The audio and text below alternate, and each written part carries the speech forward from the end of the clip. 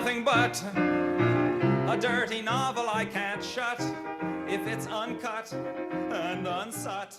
This week has been rough in a sense that my birthday was this past weekend. Very fun, very good time. But then I had some, I twisted my ankle. I had some foot issues, this, that, and the other thing. And I've been really tired. I haven't been sleeping. So I was like, okay, I haven't been reading a lot because I'm just so tired. So I just want to watch TV and zone out and watch TikToks on my phone. So that's what I've been doing. But I was like, I don't know if I told you this, Jess, because I think I did this 2 days ago. But I was like, I need a new procedural show because I love Law and Order SVU. I love Criminal Minds. And of course they have Chicago Fire, Chicago PD, and Chicago Med.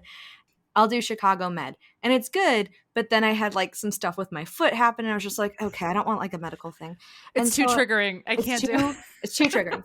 And so I started, you guys, I started Chicago PD and I watched one episode and I turned it off and I was like, I had such high hopes. Have either of you seen Chicago PD? No. I'm really bad at watching TV. You're so lucky. Don't get into it. It's not Save yourself. PD, just TV in general. But in the first episode, there's a hardcore group of detectives and they're all best friends and they're all solving things. And one of them immediately gets killed. One of the other's sons get kidnapped and then a witness gets beheaded all in the first episode. They start at a 10. And I was like, you can't start at a 10. You have to start at a 6 and leave it on a cliffhanger. I was so overwhelmed. And with the amount of stuff I watch and read, I was so overwhelmed that I was just click, turn off. This was not the easy watch you were hoping for. No, I wanted fun banter. I wanted a bad guy. No, this was already so hardcore. And I just can't get over. I was like, Dick Wolf, what have you done? Because this is all the Dick Wolf verse, if you will.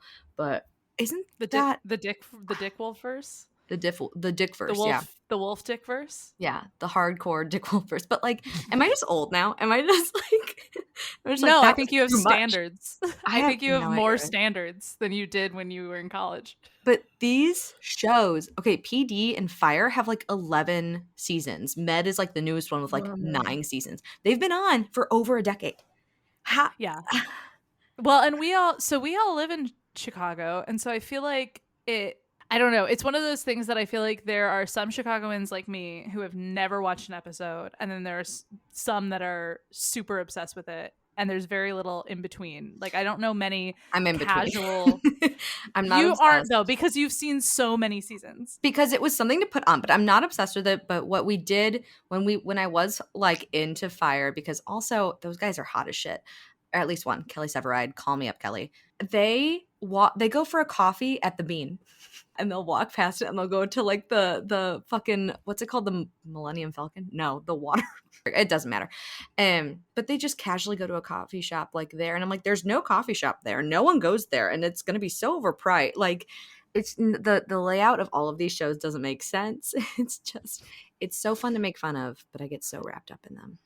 Tamara, do you have a thing because your book is based in Chicago, do you have a thing that you were like, I need to include this landmark, or this is my Chicago flavor for this book? So I just got here. Fun story. I'm not a Chicagoan at all. Oh my God, tell us everything. Yeah, so I wrote this book when I was living in Indiana in a town that was 2 hours from here. Okay. So mostly I had just visited and I was like, I want to set it in the Midwest, but I want it to be, it's urban fantasy, it's paranormal romance. I feel like the thing is to be in a big city, Mm-hmm. and then have the supernatural stuff like Stalking in the Shadows, whatever. Yeah. And so every time I visited Chicago, I was like, damn, I'm gonna live here. Not even intentionally thinking about how I was going to live here. Yeah. And then completely by accident moved here because my friends were like, come live with us for a bit while you figure stuff out. So I've only been here 4 months. That's still a nice amount of time. You still count. And it's winter. I count. In the winter, which means, and if you like it, that means you're gonna be here for a long time. You can stand Chicago in the winter. I mean, and I'm used to Midwest winter. Yeah. also Iceland winter. So I was like, I know the winter. As someone who like mostly like we always drove into Chicago from Indiana, and so I'm just used to this like long stretch of lakeshore, and Mhm. I don't know, it's really pretty to me. Like I I think still Yeah. I'm like, wow, there's just a beach over there and it's a lake. Just Yeah. nice. I agree with that. Chicago is a coastal city. We are on a a coastal city. coast. So what? Buckingham Fountain. It's Buckingham Fountain. We got there We got there. eventually. The old ticker's Speaking still working. speaking of Buckingham Fountain, Buckingham Phantom. Speaking of Speaking of the Phantom of the Opera, welcome to the Femmes Femmes Reading Reading Phil. Phil. I'm Emily. I'm Jess. And if you heard a third voice, you're correct. It's our second author in our author interview series for the Romantasy Festival. I feel like we have to come up with a cooler name for that. But it's Tamara Jerée. And cue applause. Welcome, Tamara. Rhymes with camera, if you didn't know. Yay! Or they've lived in Chicago for 4 months. So yay, congrats. Welcome. Thank you. So wait, I'm so fascinated by your book, and I know you have like you're a writer. You've written many, many, many things. So Name all of them right now. No, I'm kidding. have the website open so that I could, but I'm not going to. But there's a beautiful website with beautiful artwork in the front page that all of our listeners should check out, and it's just tamarajerée.com. And The Fall That Saved Us, which is the one that I know we're kind of talking about for Romantasy, has a beautiful cover as well. Yeah. But I just wanted to hear a little bit about how that idea came to you and just like your journey putting this together, and also who did the artwork, because it's Yeah. gorgeous. I love the colors in it. It's so cool. Yeah, if you click to the, I think it's the books link, then Yeah. I have the author, their name, and then a link to their Instagram. Oh, nice. But I'm going there right. Oh my god. We'll put that in our link tree too. We'll put it in our link tree so people can see it. It's beautiful. We will. yeah, definitely. The artist is Sid Mills, and just like when I pitched, I like just sent an email and pitched my idea like, "Hey, do you want to do a black lesbian version of the creation of Adam?" I was gonna say, what's the name of that actual painting? Okay. Yeah, the creation of Adam. And Yeah. I was like, I don't know. I was like, I had this picture in my mind, and I was like, I feel like this is like the thesis of the book. But I was like, maybe that's a bit much to like base the cover on. But yeah, they were like totally on board with it. I sent them references for the characters, and it's even, of course, like even better than I pictured. So It definitely It's like beautiful. brings someone in, and that's what you want a cover to do. You want them to stop as they're looking at hundreds of other books on a shelf and just be like, okay. So I think that was perfectly executed, to be honest. And like the braid, like going through the S in it's just so good. It's so Mhm. good. So Oh. how did go. Oh, sorry. And then I wanted to say, so Sid Mills is the illustrator, and then the cover designer, so the person who worked on the typography, Ooh. is Faye Lane. So I had two different people that I worked with, and yeah, she did a stellar job with the.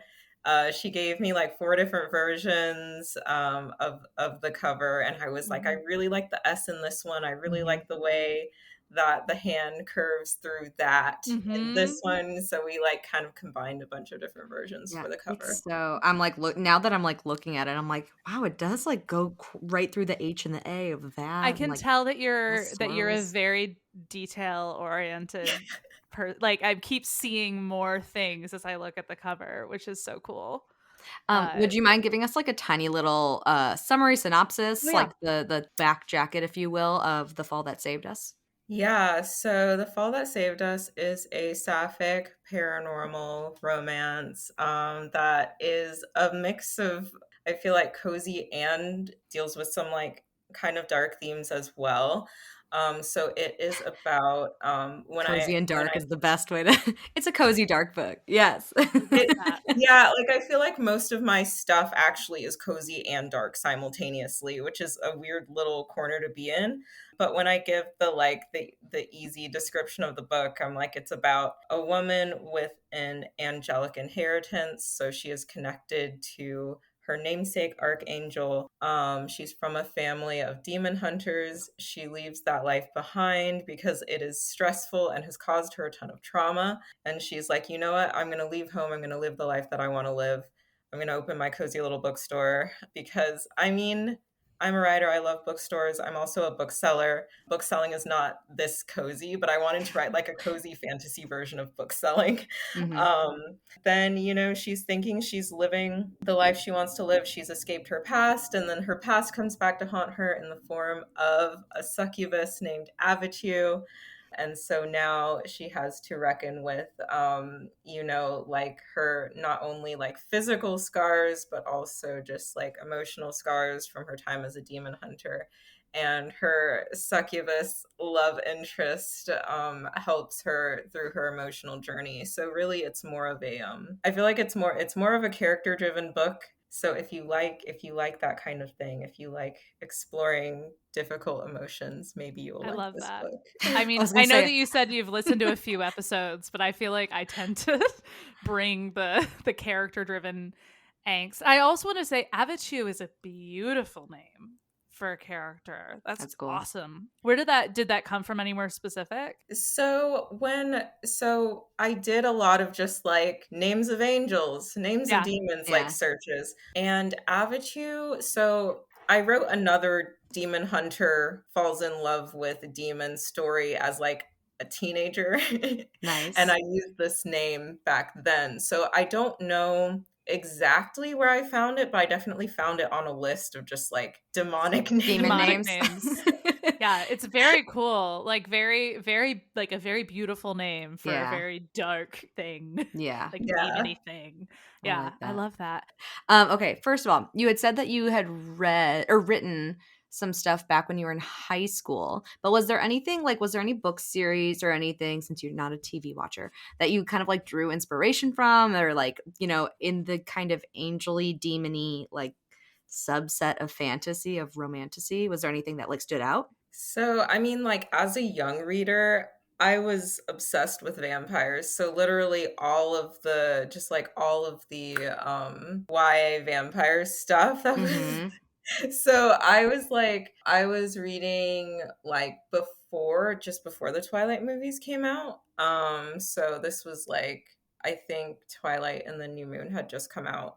The books had just come out. So I feel like that foundation. My mom loves vampires. She's very conservative and otherwise, I don't know, but I think she passed on her love of vampires Nice. to me. So yeah, just like reading a lot of YA vampire stuff, demon stuff. Mm-hmm. And then let's see, I started drafting the fall in 2020, and my friend was like, "Oh, there's this Amazon adaptation of this book that I read that I Good loved." And Omens. I was like, yeah, and I was like, this book's what? This book sounds weird. We're But I a was like, fan. We love Good Omens on this podcast. okay, but and then I was like, but angels and demons, so like of course I'm gonna watch it, even though Mhm. Yeah. it sounds very silly. Mhm. Absolutely love the show. I think that was like the first bit of fan fiction that I had picked up in so long, was Good Omens Nice. fanfic Good that I Omens read. fanfic is its own world at this point, I feel like. Yeah, it's there's some amazing work out there. Mhm. And so like Angel Demon Bookshop, at the time I was working in a bookshop. It was everything you So wanted all in one.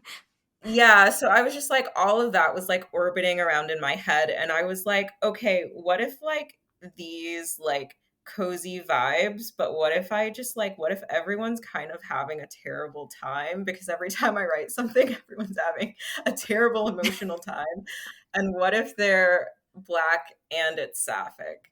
And so Right. that's kind of like, it was 2020. I was not having a good time. Yeah. Yeah. Could not find a job because graduated straight into the pandemic out of Oh my God, yeah. MFA program. So I was like, you know what? I just want to write something indulgent and fluffy and fun. And then I started writing it, and I was like, this is not I mean, it's fun in a way, but it's not. But it's like it got your feelings out, and it was like a good way for you to like get your creativity on a page. So I feel like in a way it's fun in Yeah. that way too. Like for you Yeah. at least as the writer. One of the fanfics that I'm reading for an upcoming episode, the author's note is, I did not want this. I did not plan on it. It ended up being way more than I thought it would be. I hope did you not like want it, you fuckers. And it's just like, That's incredible. great. I Sometimes did not that's what want it feels this. like to write. Yeah. Yeah. Okay, so then the last question, because we asked this of Melanie too, who was our first author interview. What is there an aspect of, I'll say romantasy, but we can do fantasy in general, that like you are always drawn to, and then what is the aspect of romantasy that you're like kind of sick of? So I know you were saying like you were obsessed with vampires, but like is there another thing that you read the back of this book jacket and you're like, yes, I don't even have to finish this summary, I'm gonna read it because it has this element in it, and then vice versa? What's the thing where you're gonna put it down to be like, ugh, another one of these? Yeah, so I keep telling my coworkers at the bookstore this. So I recently finished, let's see, it was S.T. Gibson's An Education in Malice. And basically all I knew about this book was sort of a Carmilla retelling. So I was like, okay, sapphic vampires, that's really all you have to tell me. Check. So pretty much any, like if it's like a lesbian vampire book, I'm you have me interested. And then let's see, I don't know if there's really anything that I would say that I'm tired of, just because there are always so many ways to engage with like a trope, or I mean, like, because I feel like people have been saying, oh, vampires are out, they're done. Like ever since Twilight came out, people have been saying vampires are done. Yeah. And they're They clearly will not never be done. So I feel like it's kind of like that. Like even for things that I might not be immediately as interested in, if there's like an interesting approach to it, like if the author has a cool take on it, like I'm gonna read it. So Yeah. I was picking up my phone because you said S.T. Gibson, and I had to verify. Have you read S.T. Gibson's A Dowry of Blood? Absolutely. Yet? Okay. I just read it a couple of months ago, and it's so good. Yes. Yeah. So that one, it was like, I think all I knew about that one was poly vampires, exploration of abuse and trauma. And I was like, okay, let's go. That was another one where I think I flew through it in like a day, because it was, I'm a sucker for any poly content. I'm a sucker for vampire content. I remember you talking my about own that. life. I talked about it on, I think, one of our episodes. As it was a what are you reading? Yeah, exactly. Because I think everyone should read it. I think it's so cool.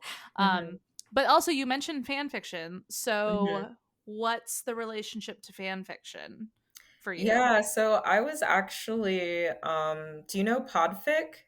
Yeah. So because I found so many fics that I was like, the prose is amazing.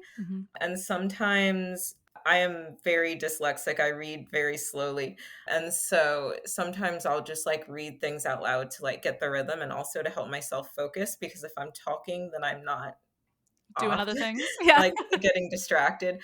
And so I don't know, like people always, like when we would have our readings for our MFA, people were like, oh, I really like your reading voice. And so I bought a microphone, and I was like, I get to just sit down and read stories that I like to people. Maybe someone will listen to it. I don't know. Yes. And so that's so cool.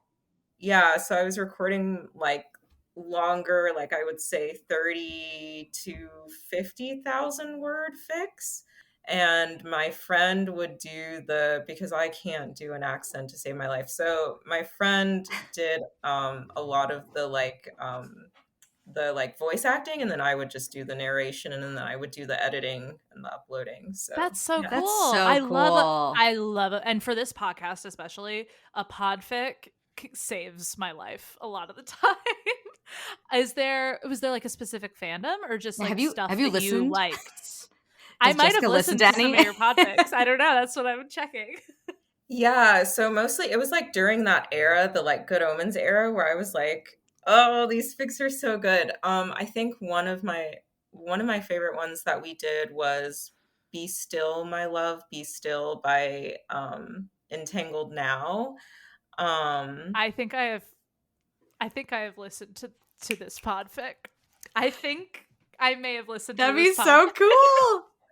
because that sounds very. I mean, obviously, fanfic titles run together, but that sounds very was it familiar to about a me. sleep paralysis? Yes. Oh my god. You've heard this voice Hun. before. I knew that they were familiar to me. I was Wait, like, we've really? got a That's so little. cool. Well, I don't, not really, but I was just like, we understand each other, and I do listen to a lot of podfics, so the likelihood that I had heard you was pretty. Because I also listened to. We did a Good Omens fanfic that's coming out this season, and I listened to that one, and I'm trying to remember what the name of that one was. I Hold can't on. pull it up fast as you can. I'm Either we're way, working on it. I'm gonna listen to it now that I know that you narrated it. That's so cool. Yeah. Oh my gosh. I'm jealous. I Yeah, wish I hold on. could do any type of I mean, I guess podcasting is a somewhat South a narration, Downs but was the one I listened to, which Okay. was like Bridgerton style TV show. TV show. Crowley doesn't know that he's gay and then realizes it because he's just so attracted to Aziraphale, and oh my god, what's he gonna do? And It there's was a a lot good of one. angst. Anyway, okay, that was the fan fiction tangent. Okay. And did you have other questions? Nah, let's get into the research and then we can get into the fan fiction of it all, as you usually say. Right. We didn't do much research because the theme was angels and demons. We're changing it to demons because Jess and I just read demon fics or demon stories, but like just to cover our asses. Angel it basically means messenger. The literal meaning of the word angel points more towards the function or status of such beings in a cosmic hierarchy rather than the connotations or essence and nature. Thus, angels have their significance primarily in what they do rather than what they are. So I feel like that is always something that you see in a lot of just pop culture of angels, where it's like we serve a higher being or like we are the servants of God or something like that. So that kind of just makes sense in the literal meaning of the word. I thought was cool. For demon, the term demon is derived from the Greek word daimon, which I kind of knew, but I totally butchered that pronunciation, but I was proud of myself. And it means supernatural being or spirit. Though it has commonly been associated with an evil or malevolent spirit, the term originally meant a spiritual being that influenced a person's character.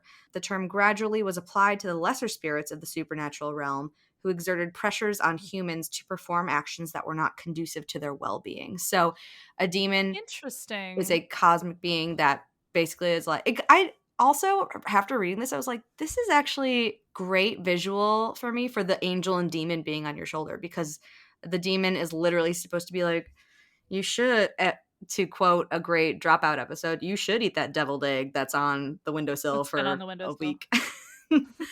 That's really interesting that like originally it wasn't necessarily tied, or at least maybe I'm misunderstanding what you just said, but like that it wasn't originally tied to like a biblical thing. Because when I think angels and demons, it's very heavily influenced to me by like Christianity, Judaism, like Well, I'm the talking, ways. yeah, I guess I was talking more about like the literal meaning and like function of an angel and demon rather than, because I feel like everyone So knows that's like the Bible, but I right, think but it's like the idea that demon was kind of like its own thing, and Mhm. then it's transformed Mhm. probably through the emergence of these religious things, and Yeah. it kind of was taken and ran with, whereas previously it was just like any old spirit that moves you in a certain way or another way. Yeah. And I guess That's so there's cool. also the difference of like a demon and a devil, and I think in some books and pop culture they're the same thing, and in other worlds they're completely different and they have different functions, and like you know, devils were people that fell from you know, they were Lucifer's servants now, and so everyone did start out as an angel serving a higher being, and now the demons serve themselves by telling the humans like to do something that's in the demon's best interest. You know, I'm like, there's all these different levels that I keep thinking about like within these meanings, and I was like, I don't need to get that far into it, but for this episode, but like it was that was interesting just to look up. I think those are some base facts that can help us when we are talking about our stories. Does not necessarily mean that within your fan fiction and within my Kindle Unlimited that these adhere to that hearsay, but like just to put out in the world.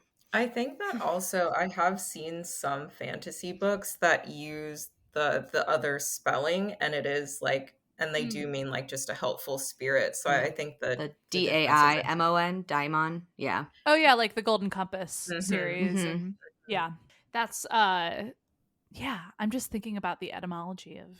Mm-hmm. It's fine. It's And fine. a lot of it's like Greek too, and then because like the Greeks were first, and then the Bible came out, and then Latin happened, and then everything just got jumbled all together, which I love to hear about. Yeah. But that's my very small research.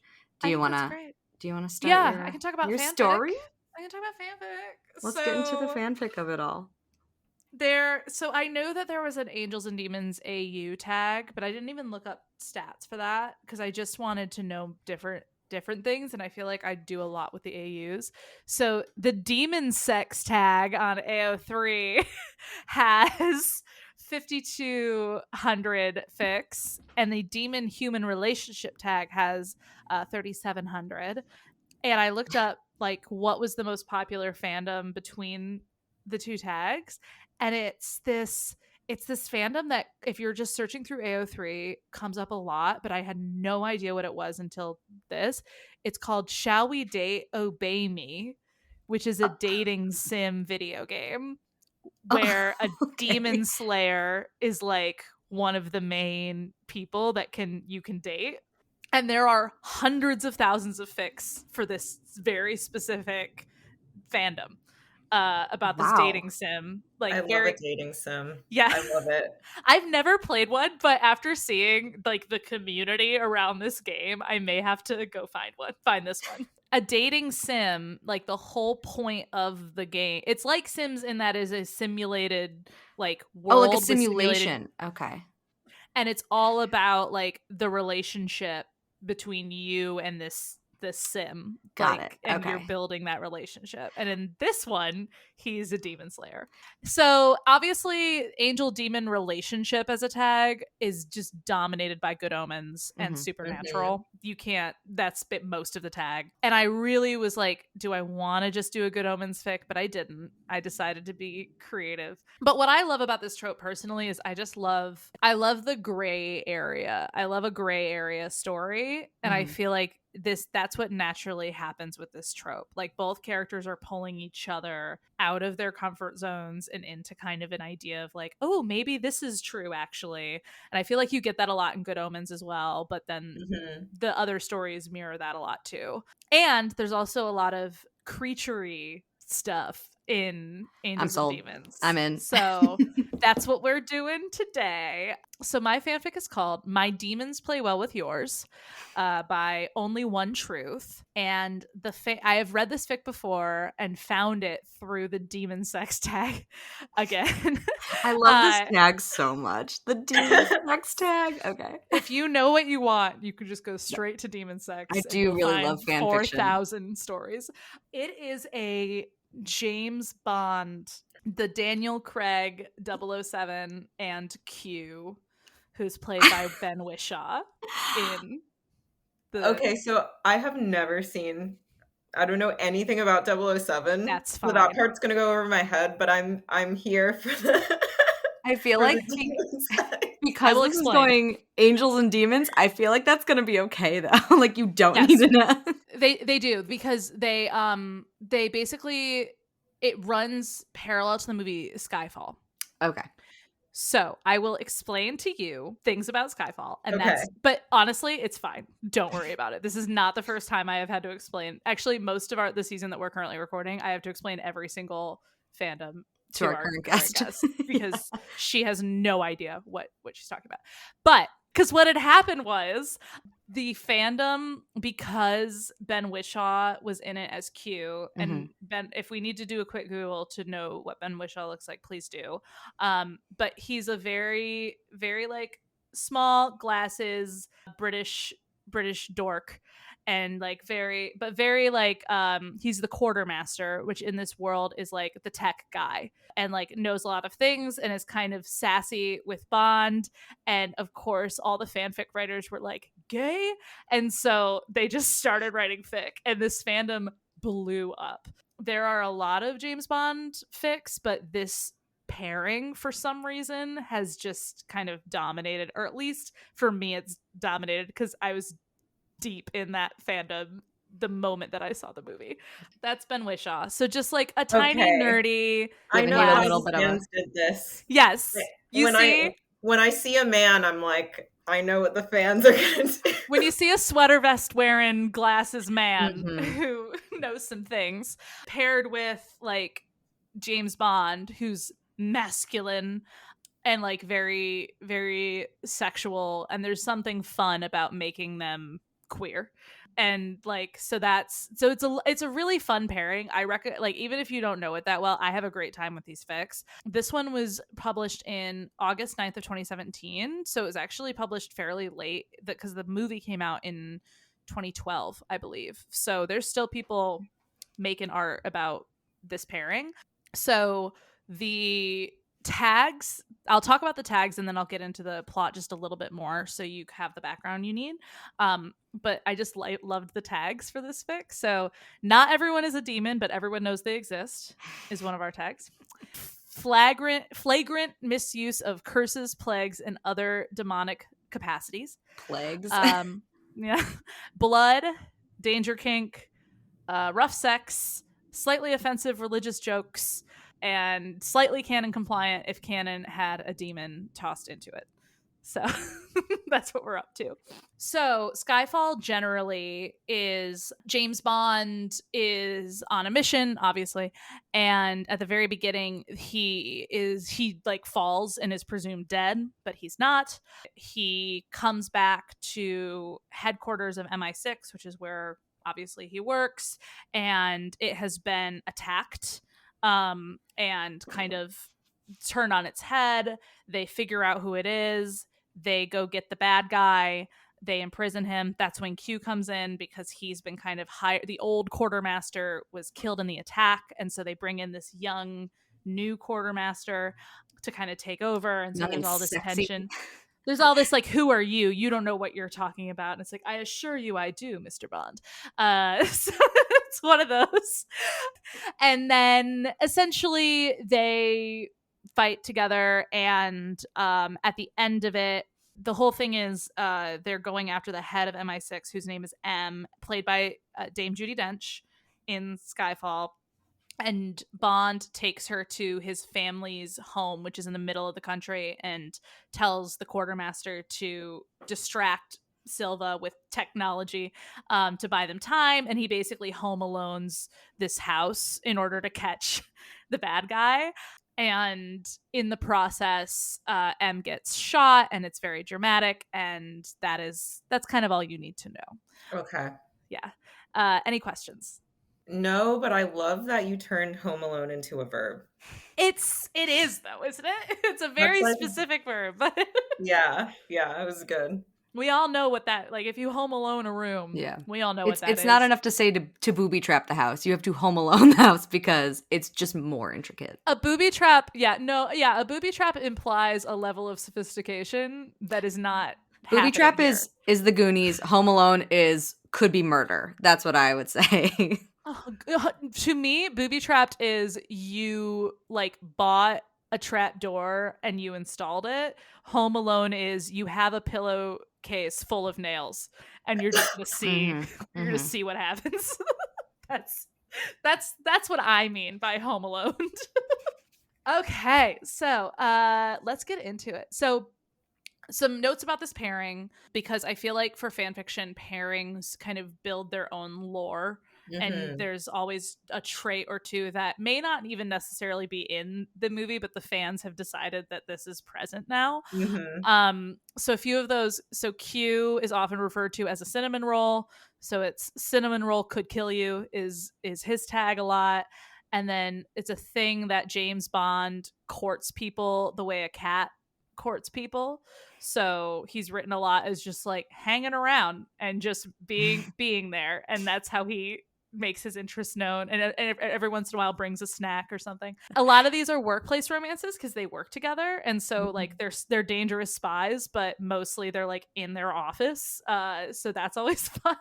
And that because they're both like spies and dangerous people, that they're both really reckless in their own ways, and they're both really good at what they do, and they're kind of turned on by both of those things, and they find that in each other, even though for Bond it's physically killing people, fucking up shit. For Q, it's all like hacking and technology and that sort of stuff. But that's the background. Do you have any questions for me? I don't. This sounds fun. Okay, cool. Let's get into it.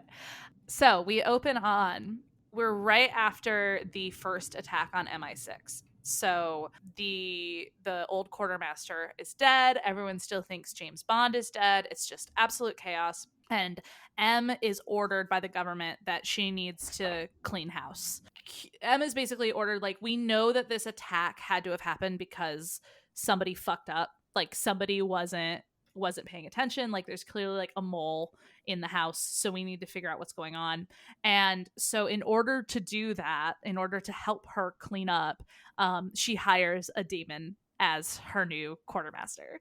And it's just a known thing in this world that demons exist, that they're around, that they're territorial, possessive, and that like people generally are afraid of them and they don't fuck with them.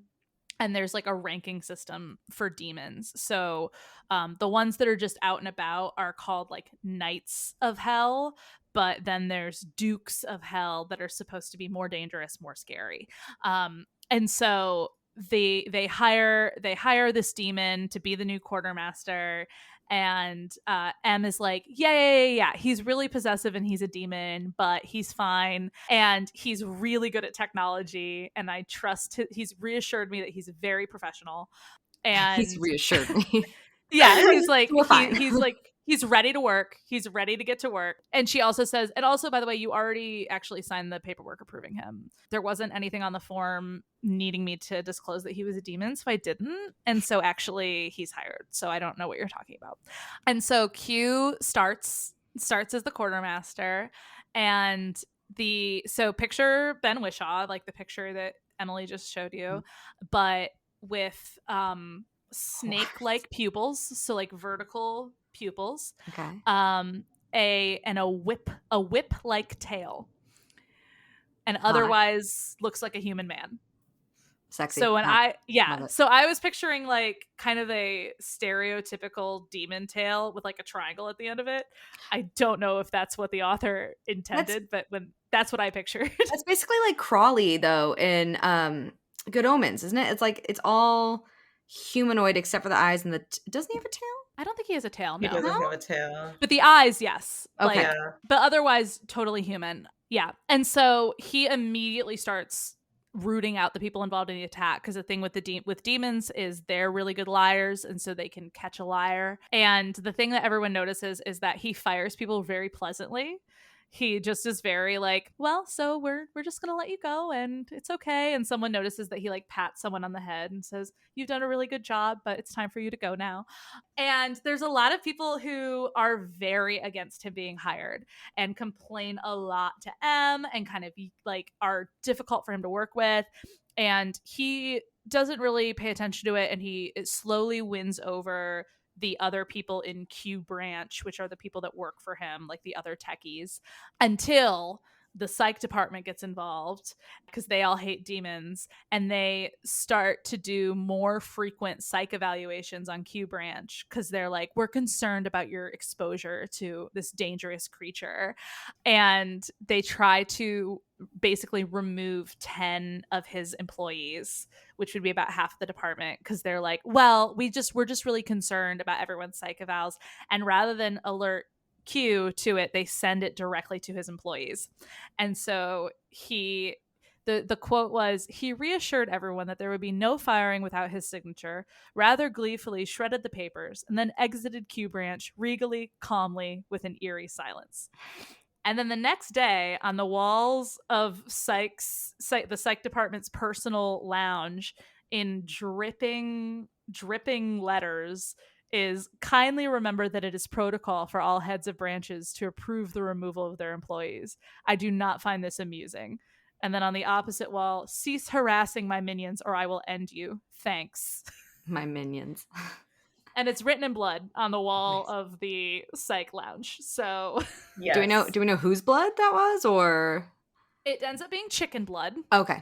Safe. And got it. it's chicken blood, and psych is like, we know who it was. It was Q, but there's no real conveniently there's no footage on any of the cameras, and the handwriting doesn't match Q's writing, and Q's minions are like, oh no, our boss would have never done that, because they at this point really like him and think that he's cool.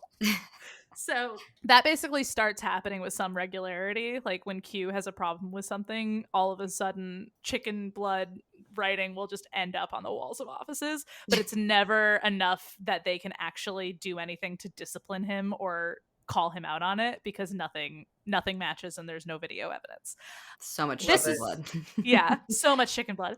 This is when James Bond comes back to life, and comes back, and everyone that hates Q is really hopeful, because it's known that Bond has killed a Duke of Hell before on a mission. And so everybody that hates demons is like, oh, well, he's gonna put Q in his place. And Q is like the second demon, and then we switch to Bond's perspective, and he's the second demon that Bond's ever seen, but he immediately thinks that Q is cute, ? And it's like a known thing that the less demony they look, the less power, like the less ranked they are.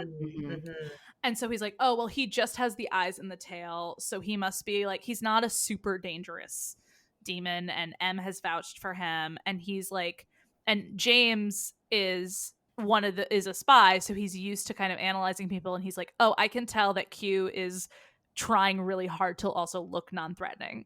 Like, there's a reason that he's got these dorky glasses and this hair and this cardigan and all of this. And so he decides to make himself known and like silently sneaks up behind Q, and Q's tail is like a cat's tail, so it's always kind of moving and swishing, and he kind of dodges the tail and like touches like the end of it with his foot, and Q like jumps and like gets really tense and really scary for a second, and then quickly kind of pulls it back and is like, hi, hello, good to meet you, and tries to kind of go back into the mild thing and just says, I heard that you were dead.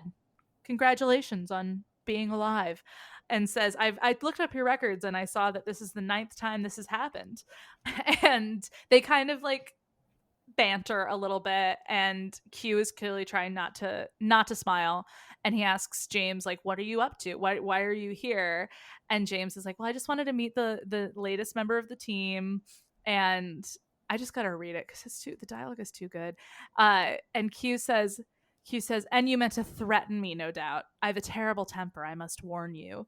And James says, oh, well then please tell me when I'm crossing your temper. And Q kind of like stops and then turns to him and says, no, because you just want to know what riles me up so that you can dance along the line of what I would be okay with for fun. And James kind of grins at that. And it's the line was, it's two predators grinning dangerously at each other as the rest of the department looks on. Yeah. And so from there, James just starts hanging around, and him and Q like just flirt constantly in the office. At one point, someone is talking to Bond and they kind of make a shitty comment about Q. And the next day, spiders pour from that person's desk. Oh, God. Oh, as it yuck. should. I love it, though. And James kind of goes up to Q an hour later and says, you could have done more than that, you know. And Q says, I have no idea what you could possibly mean. And James calls him a beautiful liar. And Q says, I still don't know what you mean, but thank you. Cue Shakira song in my head. Beautiful liar. Liar. Yeah, what is it? Yes. Oh my gosh. All I remember is the literal 2 words, beautiful lie, and that's it. That was not a bad Shakira. I've been working on my Shakira impression. It's real good. It's real good. The next time there's something written in blood, it was the refrigerator for the common area, and it says the yogurt expired 3 years ago. What do you think we should do about it? So now we're not just doing threatening blood messages. We're doing like kind of helpful, hey guys, like no one should eat the yogurt messages. Passive aggressive blood messages are the way to go. Exactly. Mhm. But James immediately is like, I'm gonna fuck with Q because obviously this is him. He's just lying about it. And he goes up to Q and Q is like writing and filling out paperwork and is right-handed. And James says, I once knew an ambidextrous person whose handwriting was totally different when they used their left hand compared to their right. And he like notices that Q kind of starts to breathe a little heavier and his like snake pupils dilate a little bit. And Bond is like, of course, I don't have a speck of proof about this blood writing situation. And Q like smiles at him and says, what a pity. I'm sure you would have been an absolute nuisance if you did know who it was. And James says, well, who says I won't be a nuisance? And then after that, because obviously they were in the middle of an open floor plan office, which is canon to the movie Skyfall. Yeah. Like everyone's desks are in a room. So after that, the office starts taking bets on when they're going to fuck. And there's like an office, there's a pool, there's a minion pool. Nice. And so James just continues to enable Q at every single turn, asking why he's not doing worse things to people. And he kind of, at one point, when they're talking and just sitting around, he like grabs Q's tail and starts to kind of play with it. And Q has a very violent reaction to that and is kind of like, you like, don't do that. Like, it's very sensitive and very weird that you're doing that. And James just keeps like, being like, are you sure you want me to stop? And Q just doesn't say anything. And it's like when you hold a cat's tail and like the tip is still moving really, really fast, but like they're not mad at you. It's just like, that's what we're doing. That's what starts happening with these two now. So there's a lot of tail touching, there's a lot of banter, there's an office pool about when they're gonna fuck. I hope tail touching is a tag that you can follow on. I should leave a comment and be like, Yeah. hey, have we Can ever you thought tag about us as can tail we touching? 5 years after your fic got published, can we add tail touching? And so the flirting continues. The tail touching becomes a regular thing. And one day James is like, I've now healed enough from my near-death experience. I think I'm going to be put back on active field duty to try to find the person that attacked MI6. And then says, you'll be bored without me, Q. And Q stops what he's doing, goes perfectly still, and kind of turns and stares at Bond. And Bond is like, yeah, I'm gonna be let loose soon. And Q says, you're not a dog. But I think I have something that could help you with this very dangerous mission. And he has James follow him, and they go into the catacombs underneath MI6. Hot, sexy. Hot catacombs. And Q asks if James has his gun. Obviously he does. Obviously it's loaded. He basically goes to the center of this empty, big, cavernous stone room with this bullet I think it's the entire clip from James, and opens up his tail with a knife, like cuts open his tail, and then uses it to start to draw like a blood ritual circle and like runes. And he's like, well, everyone talks about how angels can bless things, but they never think about how demons are just like angels. We were angels once, and we can do our own version. And this isn't necessarily kosher, but I like you and you've got something coming up, so I figured I could help you. You've got something coming up. You got something coming up. You got some. And he says, I don't do this often, so you should consider yourself lucky.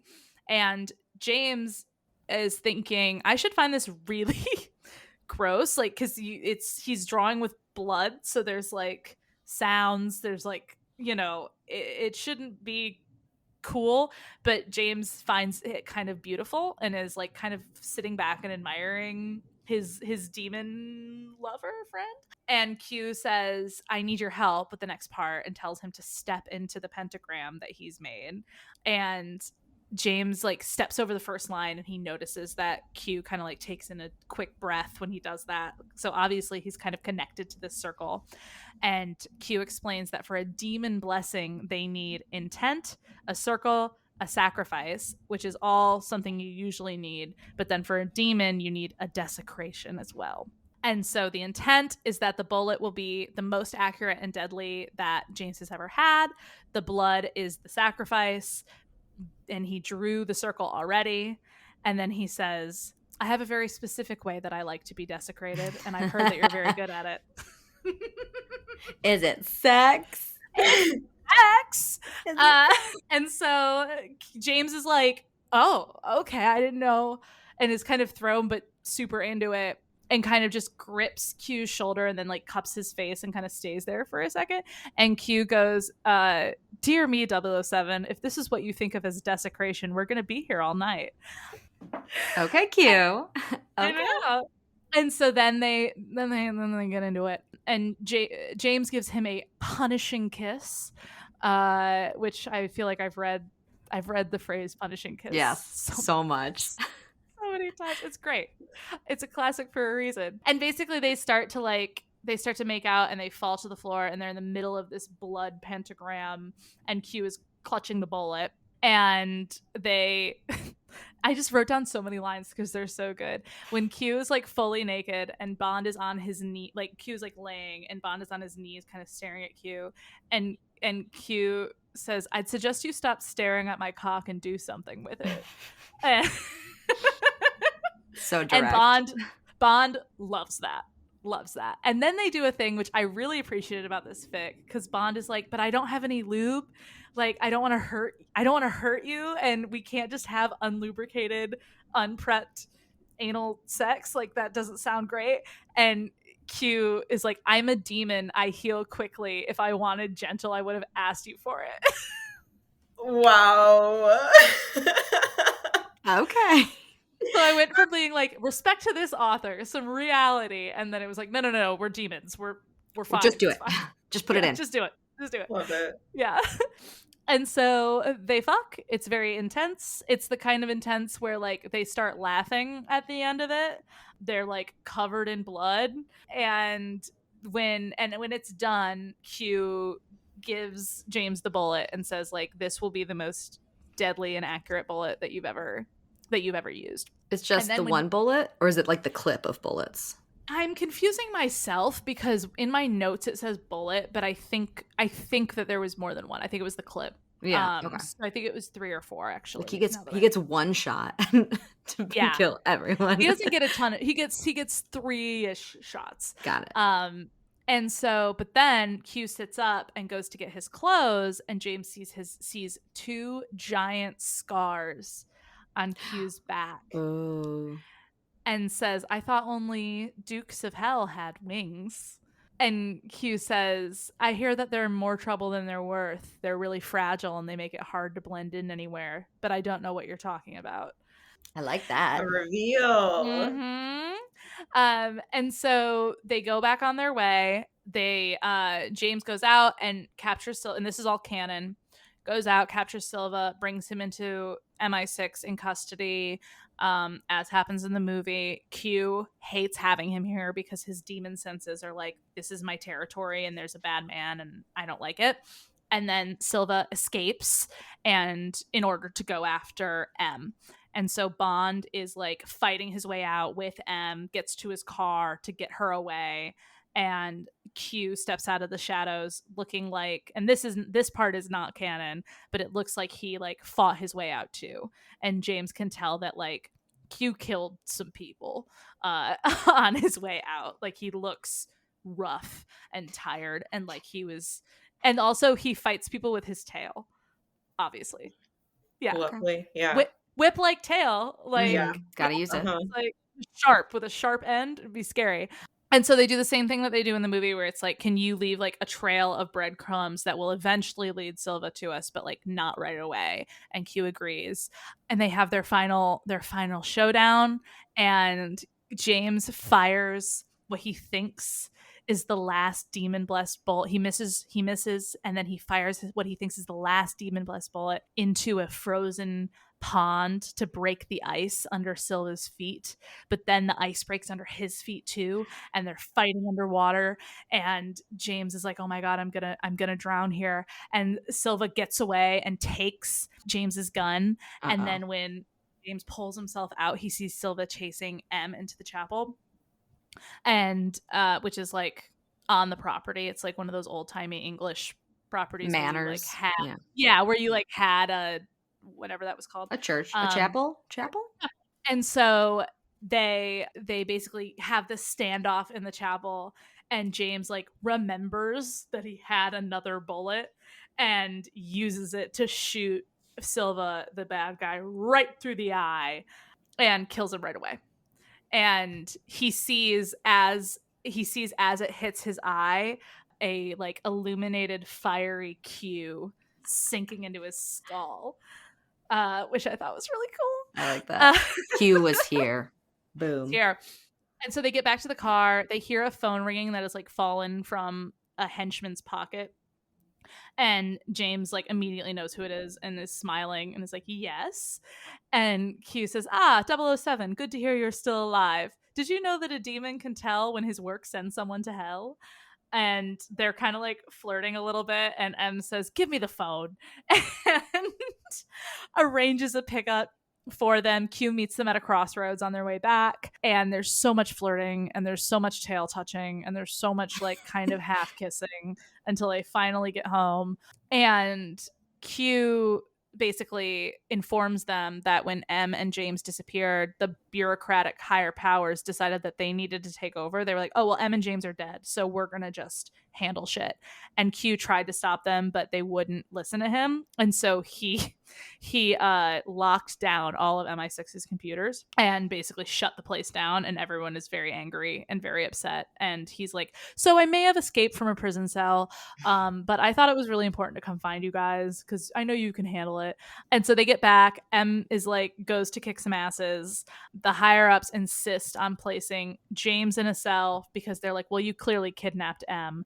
And then Q in a cell because in the same cell because he locked down all the computers. And they do end up fucking in the jail cell as like as like a welcome home. And there's like a poor guard there that's like, you guys, I didn't.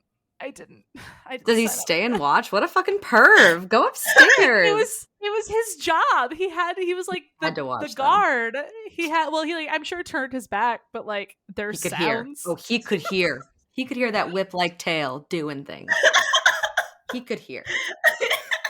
He knew about the tail. He just heard a psh. Q. Yeah, cute. And so they basically get released eventually, and they go back to their jobs. And then the epilogue, a month later, Bond enters Q's office saying, Q, what happened to Agent 003? And Q is like, 003 thought because I was fucking one 00 agent that I would want to fuck the others, and he was sorely mistaken, and so I had to maim him a little bit. And James is like, oh, that's so cute. And they like flirt through it. And James thinks to himself, I'm probably a little bit insane, but Q loves me that way. So at least we have that. And later in bed, while they're doing it, Q asks James why he thinks they do get along so well. And James says, because my demons play well with yours. And that's the fic.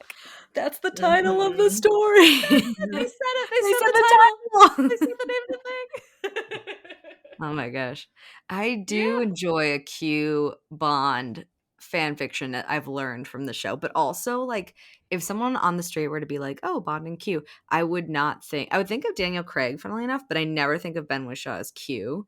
Like, I always think of the older guy from, like, the Pierce Brosnan movies. So I'm like, that's not something I want to picture. That's not what we're talking about. I like the Ben Whishaw one. Yeah. What did you think, Tamara? I think it's funny because this is basically my introduction to like 007 as like like a franchise. It's the first thing you found. So like now, if I ever watch these movies, I'm just going to be picturing this. Please do. It makes it so much better. Well, you're gonna be like, "Where's his tail? Where's I don't understand. He Here's looks the different." whip-like tail. Yeah. Well, that's one of the things that I do love. If I could just for a second before I have a little question game, but the thing that I really did love about and still love about reading things from this fandom is like James Bond as a franchise is so masculine and so kind of like fight, kill, win, fuck ladies, blah blah blah. And so I love that it's like, but what if actually you have a very sweet, sensitive relationship with your quartermaster, and what if you are demon. gay? And yeah, like I love. It's so fun to kind of. I don't know. It feels like a reclamation a little bit to read fics in this fandom with that pairing. I'm sure there's other pairings that are more hetero, but like this one feels particularly lovely to me in some specific ways. Yeah. I do think that like James Bond would be like he is such a womanizer character, but I'm like, oh, I could totally see him as bi, or I could see him as pan, or so, like anything. I'm like, he just gets the job done, no matter what the gender. Yeah, because that's one of the things about the character is that he's very kind of fluid. Open? Yeah, of fluid. Just like whatever the mission is, whatever I need to do, like there's not much I won't try once is kind of the character. So for me, yeah, it's always tracked of like, yeah, I think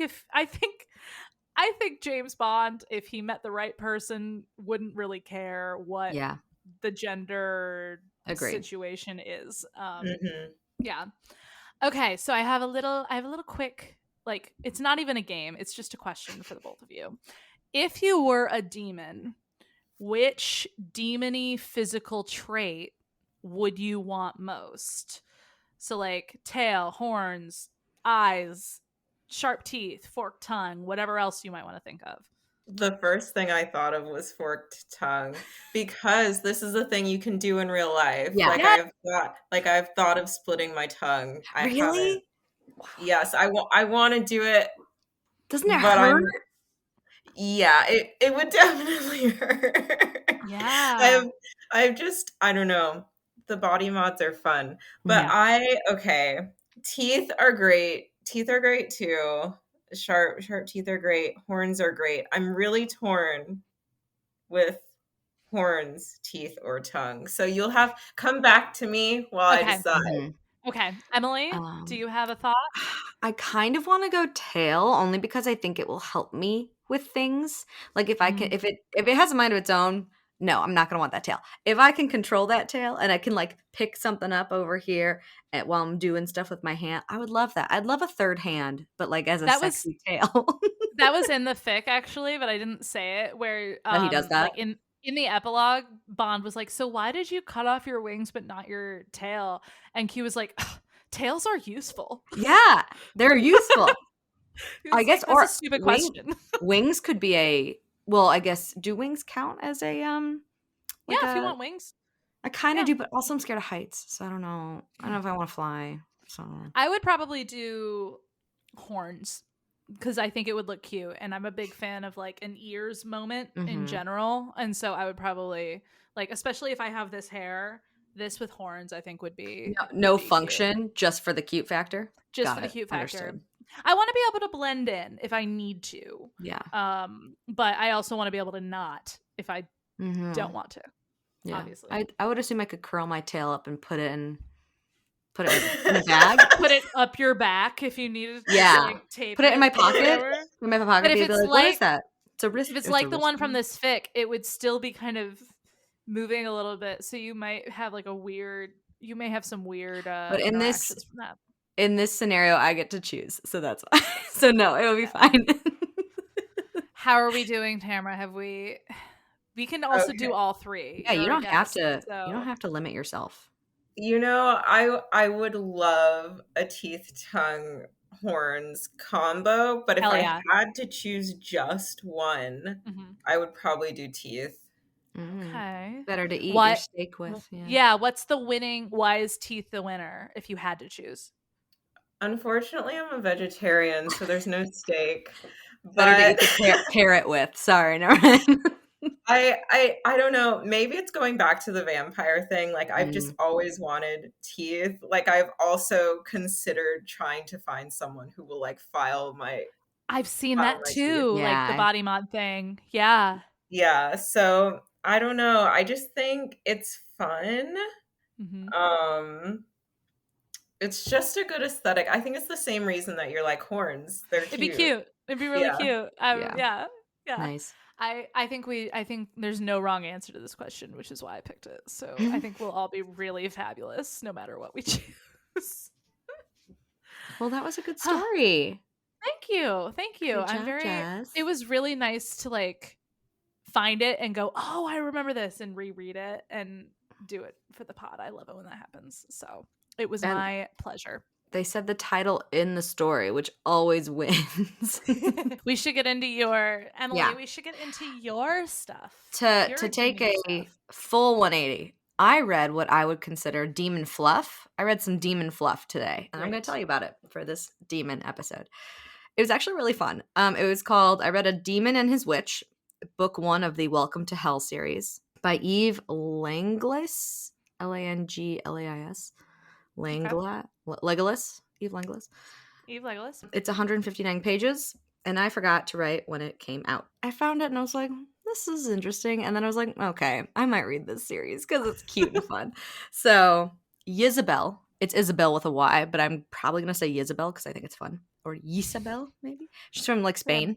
So, Isabel. Isabel is being burned at the stake because she's a witch. So she thinks she's like being dragged to the stake. This is a dual POV, but it's very much her being like, ugh, these fucking assholes. Like they all knew I was a witch, but I do a lot of healing potions, but like someone's got to stick up their ass and now they're all pissed, but like whatever, I'll get out of it. Like I helped so many people around the town. Yada, yada, yada. It's like 500 years ago. And Isabel is being brought there. All these people, we learn some of their names later.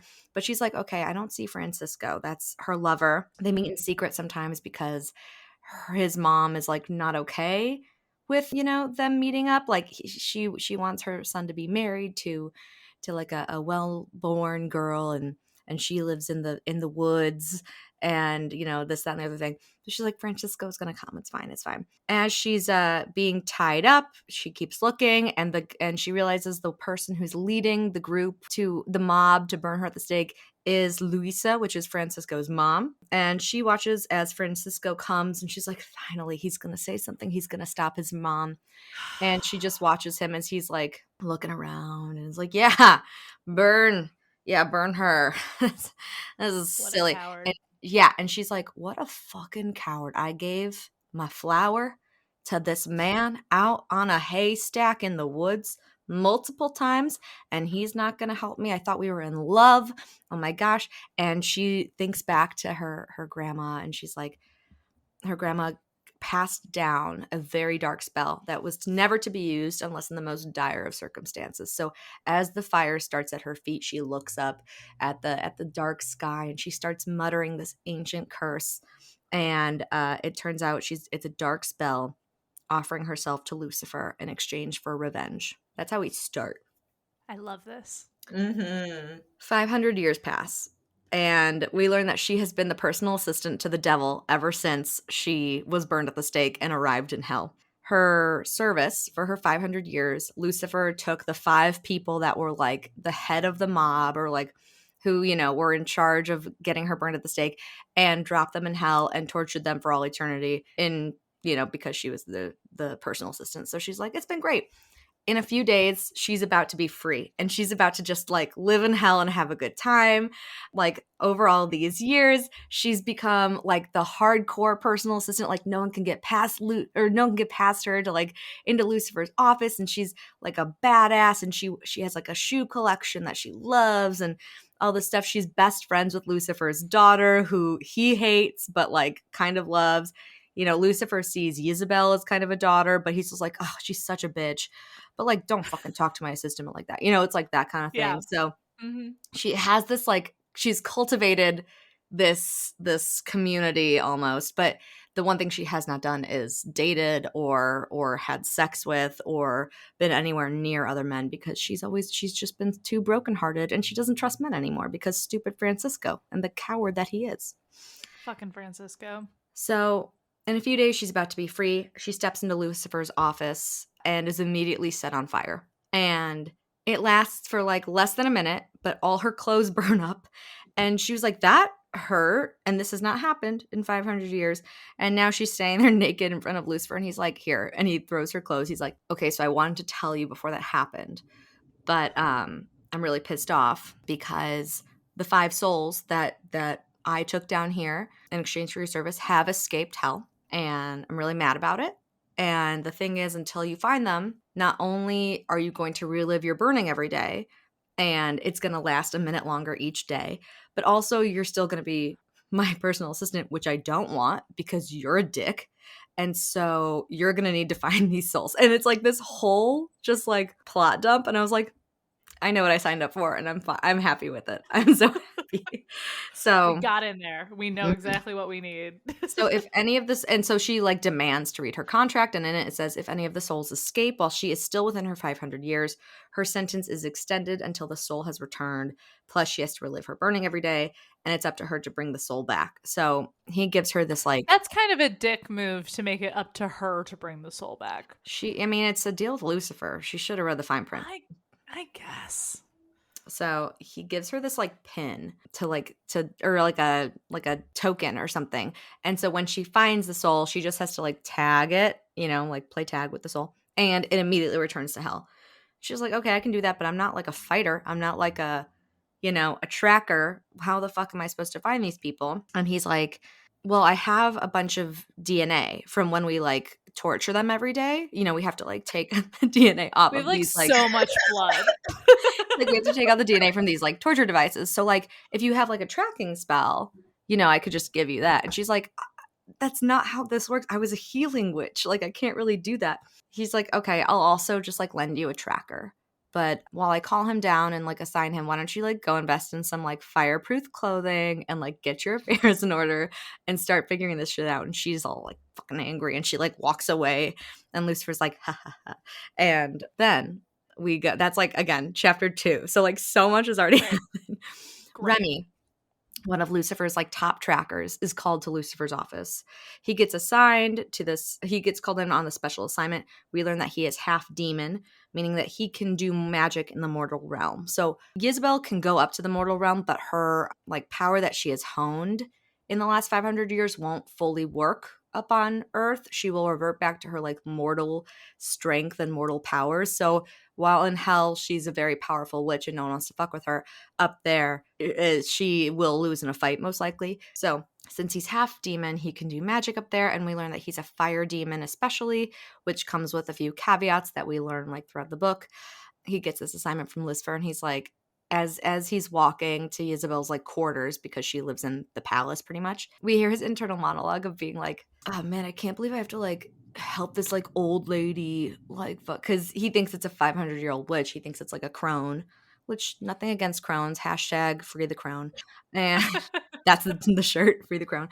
And he's like, thank God it's just an old lady and not like a hot girl, because like I don't want to fall in love. Like all my other demon friends are falling in love and settling down, having babies, and like I'm a womanizer. I want to fuck another girl every night. Blah, blah, blah. So he's having this whole thing, and you're just like, oh God. As a reader, you're like, well, obviously we know what's going to happen.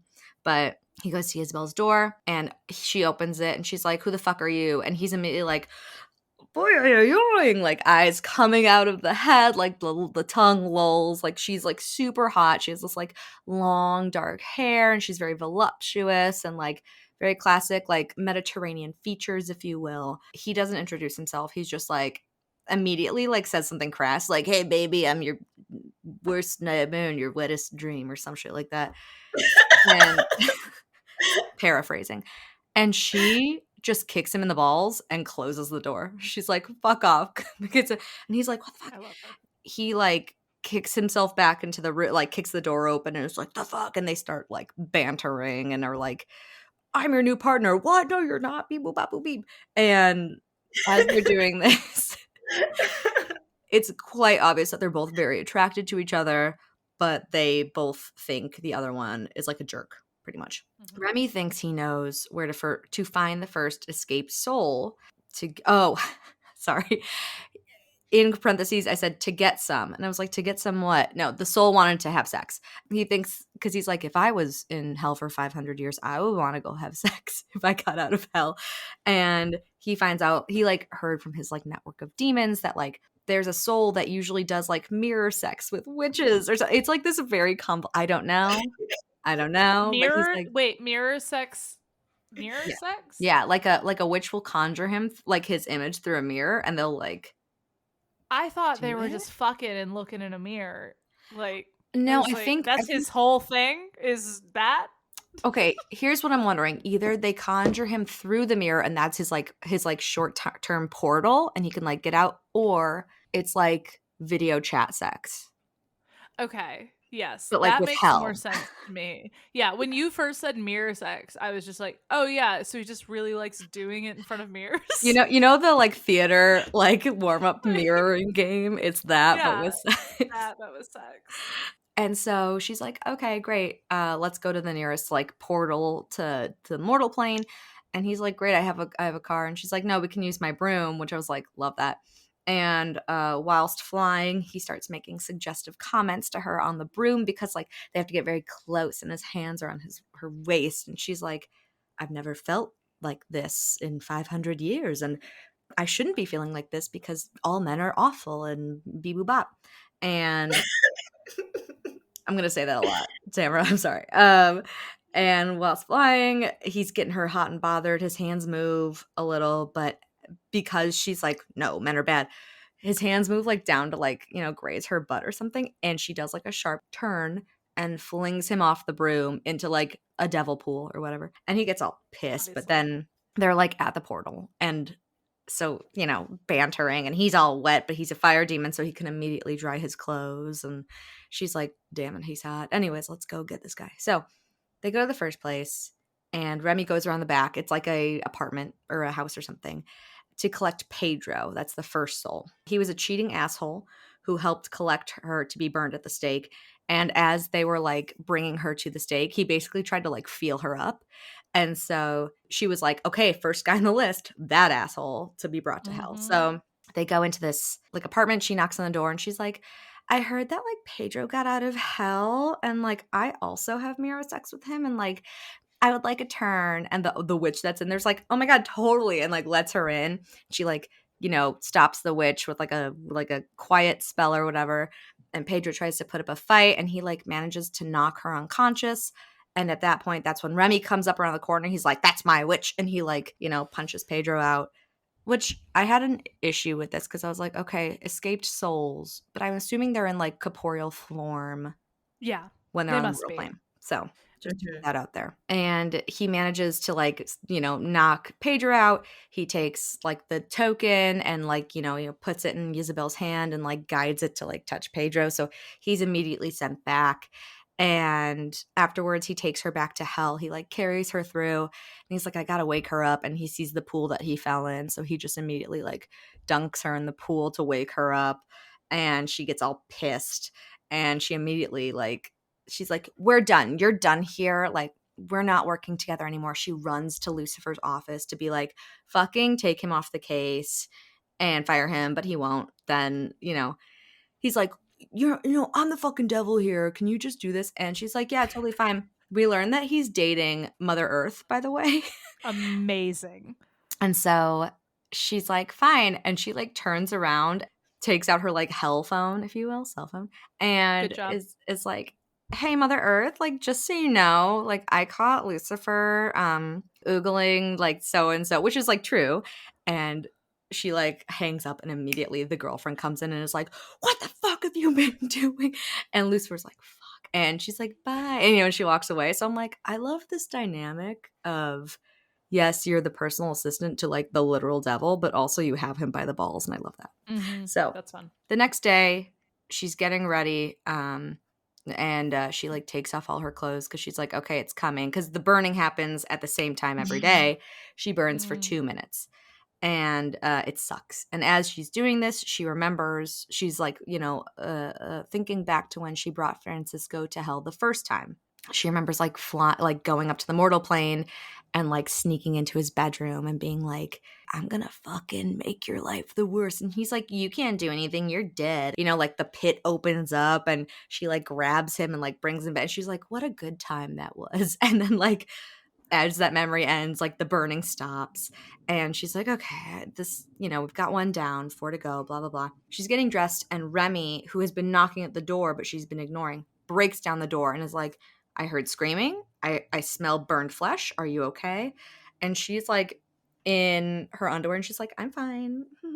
And she decides not to tell him because she's like, he doesn't need to fucking know my business. And I don't need to be seen like as a pitiful creature and, bing, bang, boom. He's like, I don't know. And again, this goes back and forth, like dual POV. She's like, I don't know what she's hiding, but I'm going to find out. And whoever's hurting my witch, because I'm the only one that's allowed to annoy her, I'm going to kick their ass. And so he's starting to get this like touch her and die vibe, which I was like, okay, it's a little fast, but I'll allow it. This is a fast book.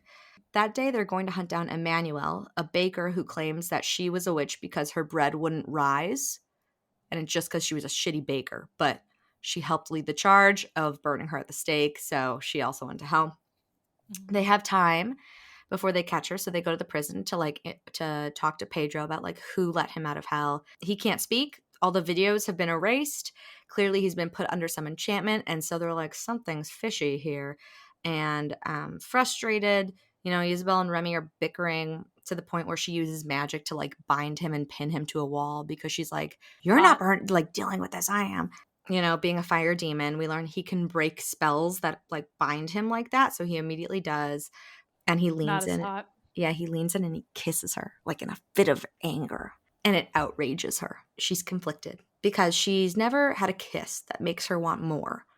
And the only person she ever kissed / did more with was Francisco. And again, she'll never trust a man after his betrayal. So all these issues are going on, but they're like, fuck, it's time to go to the bakery where Emmanuel is probably hanging out.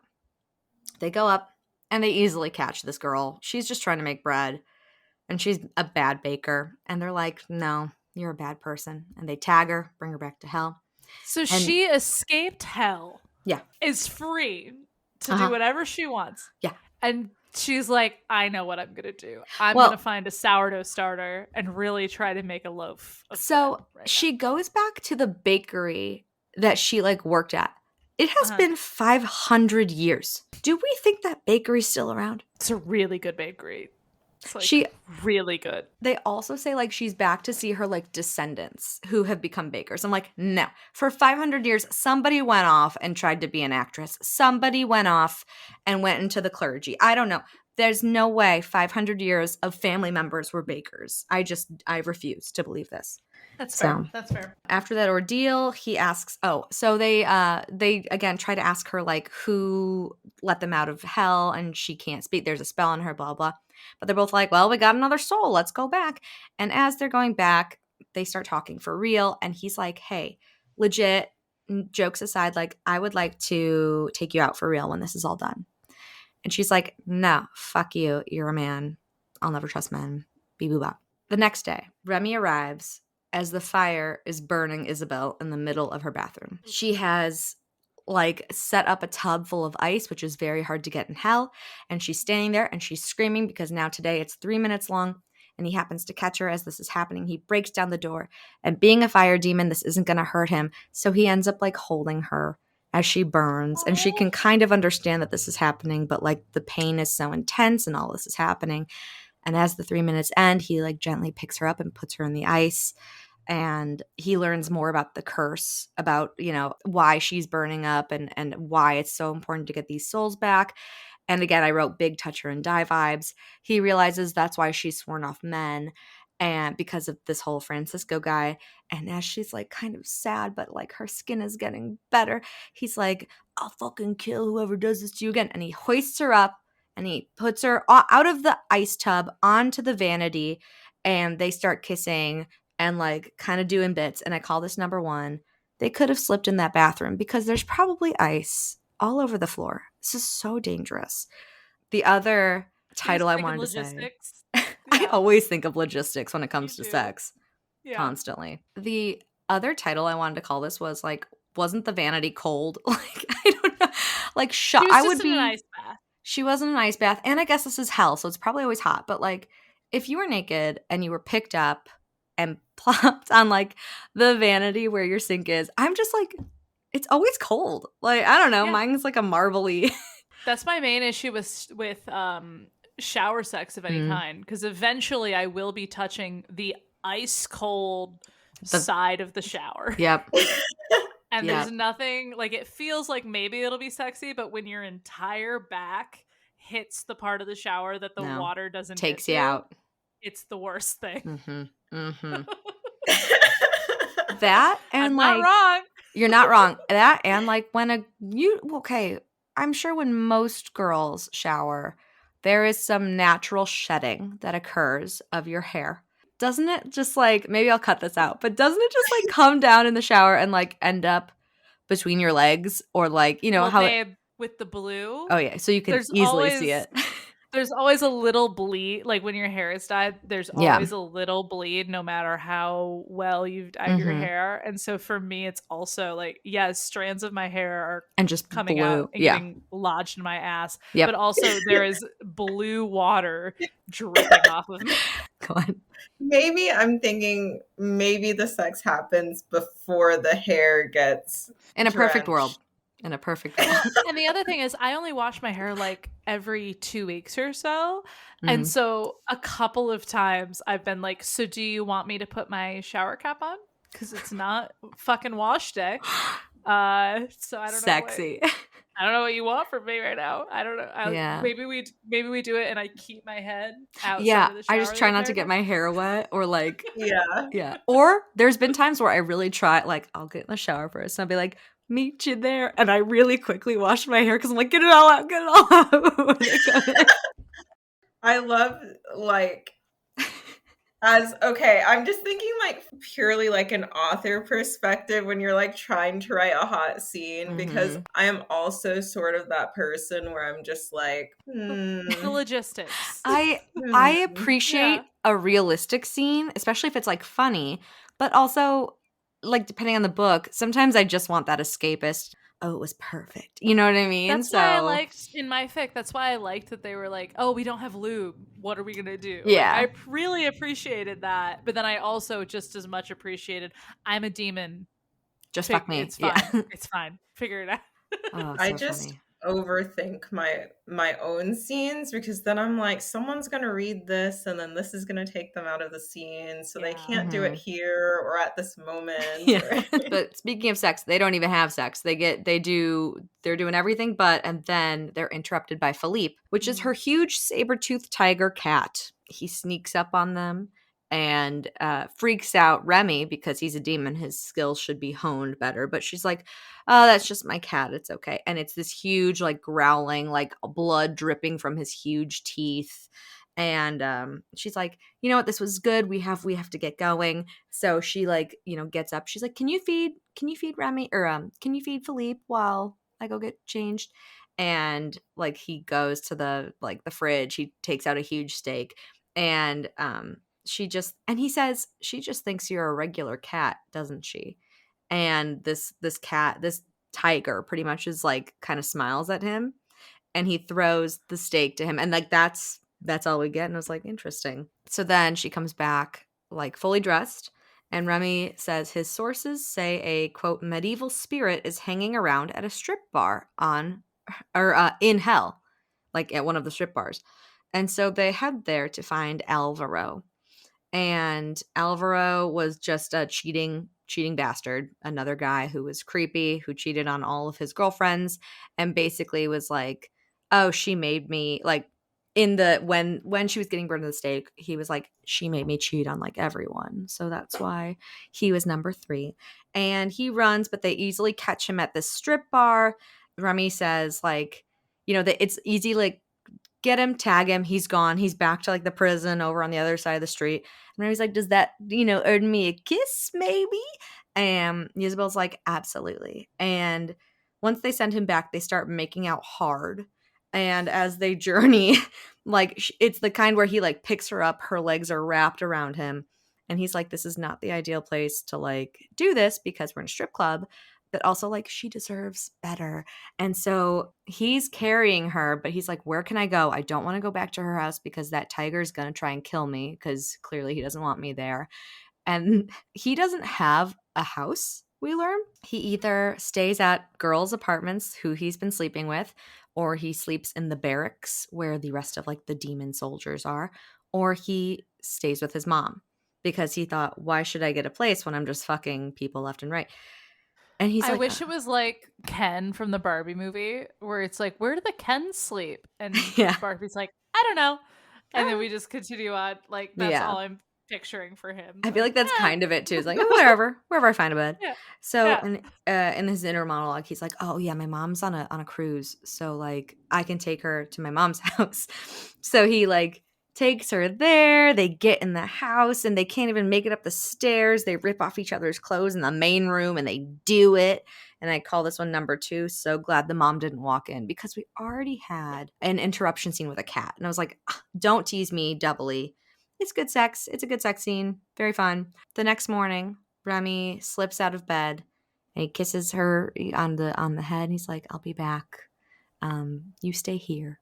And she like sleeps in and it's nice. And then she wakes up and she realizes she has 15 minutes until her burning begins. And it's going to be 4 minutes today. Oof. And so she has to get the fuck out of there because she doesn't want to burn up his house or whatever. And as she's trying to leave, she's gathering her clothes. She's like half naked. She has his shirt on, no underwear. And she hears, I didn't write it down, but I will quote, I'll paraphrase. It's like, oh, is it the new trend to go without underwear? Thank God. I'll rip mine off right now. And she turns and there's a middle-aged woman with horns and like a Karen hairdo and like crazy red eyes. And she's like, I'm Remy's mom. Nice to meet you. He must love you because he brought you home. And she's just like, what? First of all, please put your underwear back on. Second of all, I'm sorry. This was a one night thing and I have to go. And she keeps trying to leave. And the mom's like, no. Like, you're it for him. He never brings girls home and blah, blah. And she's so stunned. She doesn't realize the 15 minutes have like passed and she's not burning. She's like, what? But then all of a sudden they smell burning flesh. They run outside and they see Remy on fire. And it turns out he left early that morning and signed a contract with Lucifer to take on her curse so that he burns. So, That's so cute. So having seen him burn, she runs to Lucifer and demands the curse back. And he reminds her that this will all be over when they catch the 2 remaining souls and you don't have to watch him. But he's like, first of all, I see that you got lucky. Good job. Second of all, are you developing feelings for this guy? And she's like, fuck off. And she does like another thing where she calls Mother Earth and is like, did you see what he did? Like she gets him in trouble with Mother Earth again. And I was like, that's amazing. But as she's trying to barter with Lucifer this, Remy comes in and he's like, aren't you happy you didn't burn? I burned for you. And she gets all He thinks pissed. he helped. Yeah, he thinks he helped. She's yelling at him that this is going to end up driving him insane if they never catch the last 2 people. And he yells back at her and he's like, I didn't want to see you in pain. Don't you understand? Like, I have feelings for you now. And she's very emotional. And she's like, what's the point? Like, men just have sex and then they leave. You know, that's what everyone does. And she like runs away. He follows her to her own house and is like, hey, I chose you. I want you. You're going to be like my mate. I'm going to make demon babies with you. Pretty sure. Like, is that cool? You should say it back. And she's like, no. And he throws her over his shoulder, takes her to the bedroom, and he's like, say you like me because I know you do. And she's like, no, I don't. And he like starts teasing her with his mouth and his lips and like, you know, she's starting to like go into a place where like pleasure is overriding her brain. And he like teases her, but he's like, we're not going to do anything like hardcore until you tell me that you love me because I'm pretty sure you do. And she finally says that she loves him and then they bang. I call this one. Book moves fast. I know. This is 159 pages. It's a fast book. This one's a novella. Yeah. Yeah. And I call this one number 3. Demons have feelings too, because they do. Mm-hmm. And afterwards she starts crying because she's like, all right, this was you just made me admit these feelings and I know this was all a ruse because I don't believe you. And so, you know, she runs away again because she won't. It's so frustrating when someone doesn't realize their own feelings, especially when you can help them as a reader in the book. So he's at a loss as how to get her to believe that his feelings are real. She ends up going to her friend Nefertiti, which I was like, that's a fun name, who Great. is an older witch who like showed her the ropes when she first got to hell. And her powers are more like sex powers, which I was like, love that for us. And complains. She goes to Nefertiti's house, complains about Remy, and her friend's like, no, he's for real. He's a big fuck boy. But if he's saying that, that's real. Yada, yada, yada. Wasn't And Nefertiti an Egyptian queen yeah, or goddess or queen. something? Okay. Or Thank you. Queen Pharaoh. What's the female version of Pharaoh? Pharaoh? Pharaoh. They just had pharaohs. Okay. Pharaoh is a gender neutral term, I think. Is it? Hey, Yeah. you learned something new. And so as they're just like hanging out and gossiping and drinking about how like her friend's in love now, Isabel gets mail, and it says that Luisa and Francisco, the two last souls, the mother and the son, have now kidnapped Remy. And unless she can talk to Lucifer and get them out of like going back to hell, they're going to kill the demon. And she does not like this at all. And she has just realized that her feelings are valid and his feelings are valid. And so she's like, nope, I'm going to kick these people's asses and we're going to go. And so she quickly goes home and changes into a short skirt and high heels and a tank top because she thinks if she's going to do this, she's going to do it in style. No panties, as is the new trend that she has started in hell. She goes to this house because that's where, you know, it says to like go there to tell them that Lucifer has let them go. So they lead her right to them. She goes to the house and immediately like Luisa opens the door and she's like, ugh, you bitch witch. Like, I hope you have like the letter, you know, like Luisa's like that horrible, like every time you're on TikTok and you see that woman that talks about the toxic mother-in-laws, like that's all I'm thinking, like with the glasses, but like with an old abuela hairstyle. I don't know. Isabel is immediately like, no, goodbye, and like doesn't tag her, but like quiets her and freezes her, and then calls Remy's mom and is like, hey, come here. And Remy's mom, this crazy demon lady, comes up. She's like, what's up? She's like, this lady was about to hurt your son. Do you want to torture her for a while and then send her back to the prison? And she's like, yes. And she like picks her up, throws her over her shoulder. I was like, now that's a good mother-in-law, daughter-in-law, you know. I'm excited for their relationship to bloom. We love that. Yes. Mm-hmm. Yes. And so she goes up the stairs and Remy is tied to a chair and Francisco's kind of doing a villain monologue. And she's like, not today, Satan. And I guess not Satan. She works for him. Not today, Francisco. God. But we learn that Remy has already broken his ties. And so immediately he stands up. He's like, you came for me. And then Francisco's like, uh-oh. And it's this like very comical, like tag you're it scene of like, we got him together, beep boop bop. And as they like tag him, he goes home. They are like, I love you too. And they immediately go back to through the portal to Isabel's house and they bang. And I call this one number 4. Everything is right in the world when you're just doing it all the time. Because I think it's true. And so then they fall in love. The epilogue happens. And we find out Philippe, the cat, is also a human. And he morphs. It's like that's gonna be the next book kind of thing. Yeah, they set like, up the like he's like one of the badasses of hell, and he's like, but no, like that's my mom pretty much. No one hurts my witch mom. And I guess this guy likes her and da-da-da. And then we also find out that all 5 souls escaped because Lucifer let them out. And we find out it's because he lost the last war and he lost a lot of good demons. And so in this convoluted way, if he let these souls escape, he had to like set Isabel and Remy up together. And now they're going to produce very powerful offspring who will end up being in Lucifer's army.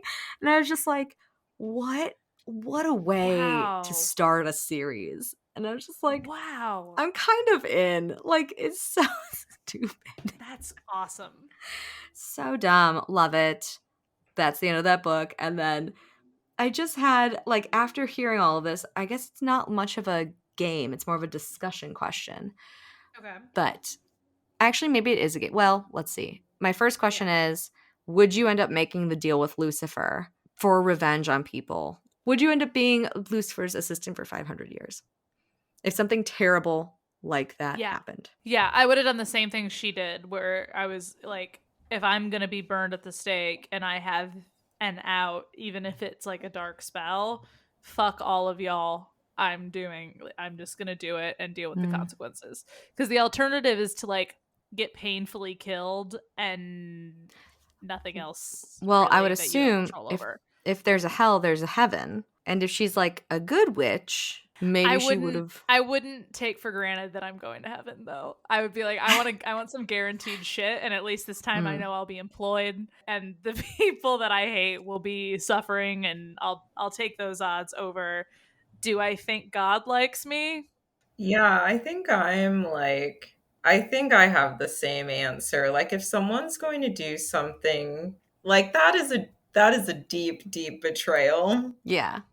And I'm not going out without doing something. Mm-hmm. You know, like that's ooh, yeah, I'm gonna take whatever avenue I have. Mm-hmm. Yep. I guess it's less a question of, I didn't mean it for it to get like religious. It was more a question of like, which you guys both answered, but like, would you do 500 years of service to get revenge on 5 people? So I guess it's like 100 years per person. Interesting. I mean, if I'm in hell anyway, what else am I going to do? You know, like I didn't have, it would be like, I didn't have plans anyway, so I might as well. You didn't make plans? I might The as well do fuck? this. Like, You gotta Also, make plans. It sounds like this deal gives you like a weird immortality loophole, sort of, because if I'm understanding what happens in the story correctly, she's going to be burned to death, but instead invokes an ancient curse, lives for 500 years, does not age, and then after she does her service, she just keeps living. I think I think she's dead, but like as a worker in hell. Like she had to die to go to hell. But I True. think Yeah. because she made the dark spell, she didn't end up going as like someone to be tortured, but someone Mhm.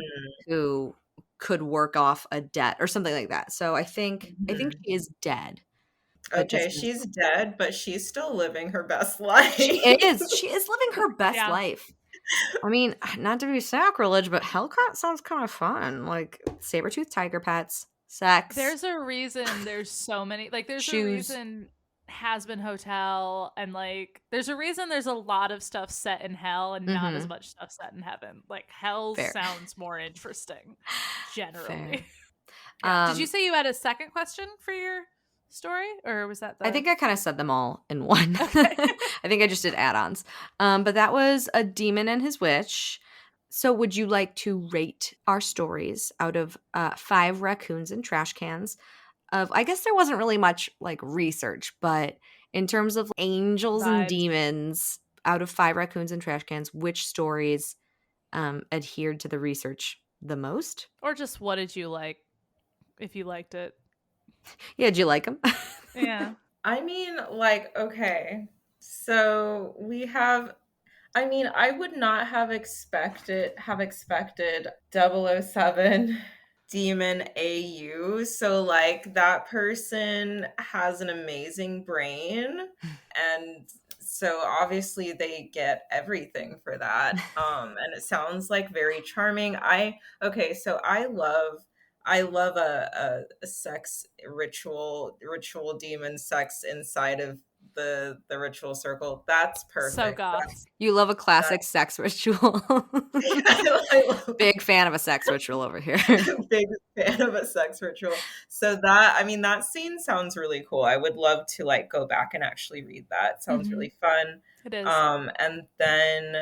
And the fact that they're 007, like I feel like that's the amazing thing that I love about fan fiction, is just like people just like do things that are not obvious and are just like wildly creative like that. Yeah, totally. And you have permission to be like playful and silly and like not take the thing so seriously. And then so for the second one, for the Kindle Unlimited story, I love a novella.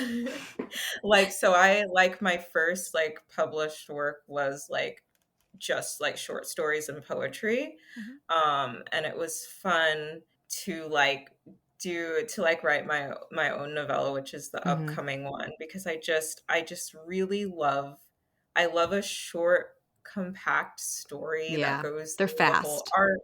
Yeah, it makes you like that you can really like that you can read in a day, and you Mhm. just Yeah. like experience the whole thing, but it's not so short that it's like you're done in an Unsatisfying. hour. So it's, I don't know, it's perfect. And I don't know, I like this. I like the when you were like, and that's just the first chapter, like that is a killer first chapter. Mhm. So like major kudos to that author. Mhm. So yeah, it sounds like they packed a lot into such a Mhm. like a small format. So I really enjoyed, like, I feel like if you hear a story like summarized secondhand like this, and you're still like, that's amazing, that's a good story. Yeah. Like that's a good story if someone can retell like a abridged version of it like that. Yeah. Yeah. Yeah. So what I'm hearing is 2 full 5-star 5 raccoons and trash cans for both of these stories. That's what I'm hearing. Yes. My You Yes. love them gosh. both. Too kind. Too That's kind. what we aim for. We try Yeah. to be gracious when a guest gives us like 3 raccoons and trash Yeah, cans, we're but gonna gloat. inside we are dying inside. So it's really nice to get two Yeah. 5 stars. Thank you. I'm glad you were here to I'm- like rate our books and stories. I do want to say, instead of a what are we reading, we just want to ask a few more questions or talk a little bit more about your book. Yeah. The Fall That Saved Us is currently out right now, correct? Yes, it's Okay. out now. I figured. I was like, because that's the one that we had heard about the most, and I didn't even realize you had a novella coming out. You've already told us a little bit about The Fall That Saved Us. I assume we can get that wherever books are sold, correct? Or Yeah, yeah. And even so, it's available in ebook and paperback and hardcover. And because I'm distributing through Ingram, like Mhm. any bookstore should be able to order it in if you Mhm. want to support your local indie bookstore. Yes, yes. Yes. Absolutely. I always tell people to do, well, especially like romance ones. So like Last Mhm, Chapter and Ripped Bodice were my favorites, but Semicolon in Chicago was one of my favorite ones to also plug a lot, which is women and mhm, people of color owned, but women owned as well. mhm, And just any like the bookseller in Lincoln Square too. Like I love just plugging those stores. So that's always great. But good to know that we can get mhm. those anywhere. The novella is The Wolf That what was it called? The Wolf A That wolf steps in blood. I was like, the wolf stepped in it. I was like, that's not the title.